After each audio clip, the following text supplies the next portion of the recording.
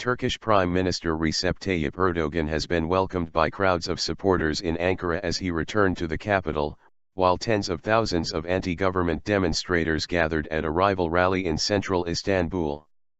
Erdogan told thousands of cheering supporters at Ankara airport on Sunday that his patience had its limits, hours after his spokesman ruled out early elections in response to a wave of nationwide protests. "We were patient, we will be patient, but there is an end to patience," Erdogan told crowds chanting slogans including "We are ready to sacrifice our lives for you, Tayyip." Earlier on Sunday, he visited the city of Adana, urging Turks to respond to the demonstrations by voting for his Alaska party in next year's local polls. "I want you to teach them a first lesson through democratic means at the ballot box," he said. He also attended a meeting of his ruling party's Central Decision and Executive Council in Istanbul. Following the meeting, Hüseyin Çelik, the deputy chairman of the Alaska Party, said local and presidential elections would be held next year as planned, and a general election in 2015. Taksim rally.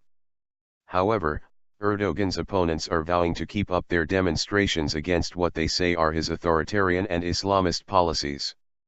Members of a group naming itself Taksim Solidarity Platform organized another rally in Istanbul on Sunday to cry out their demands and give an answer to the government.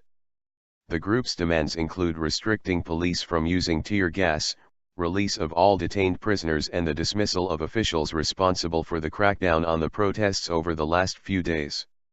Al Jazeera's Erman Yüksel reported that Sunday's crowd in Taksim Square was the biggest since the beginning of anti-government demonstrations almost 2 weeks ago. Thousands of protesters together with the representatives of different political groups and labor unions gathered in the square to attend the rally. The rally came after another night of mass anti-government protests. Riot police battled protesters with tear gas and water cannons in Adana and Ankara's Kızılay Square. The protests, initially triggered by controversial plans to redevelop the Gezi Park in Taksim, have entered their 13th day, with protesters camping in Taksim. "A week ago, I could never imagine myself sleeping out on the streets of Istanbul," said 22-year-old Alina, wrapped up under a blanket with a stray kitten, pointing to her dirty clothes. "Now I don't know how I can ever go back." In a Twitter message, Istanbul Governor Hüseyin Avni expressed his desire to meet the protesters amid criticism of his role in the response to the protests.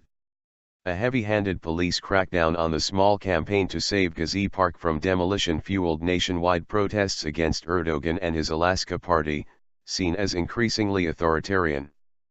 Police have used tear gas and water cannons to disperse demonstrators in clashes that have injured thousands of people and left 3 dead, tarnishing Turkey's image as a model of Islamic democracy.